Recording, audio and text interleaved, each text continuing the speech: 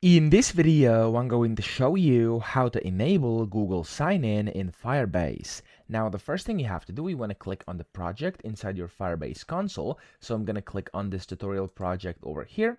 And then whenever that opens up, you want to go to over here on the left where you can see security. You want to hover over it and you want to click on authentication. Now, inside authentication, if you're in here for the first time, you simply are going to have to click on the Get Started button. And then you're going to have to click on Sign-In Method up top over here.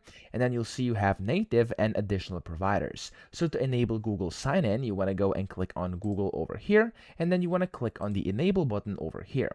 Now, as you can see here, you're going to have to select the, of course, project and of course the support email for project. So I'm going to select my email over here and then click on save. Now, whenever you do this, you'll see that it's going to start loading for a few seconds. And whenever that's done loading, you've basically successfully enabled Google Sign-In in Firebase. So right now, as you can see, there we go. It says status enabled, and there we go. That's all you have to do. So I hope this video helped you out. If it did, please subscribe to the channel and help me out as well.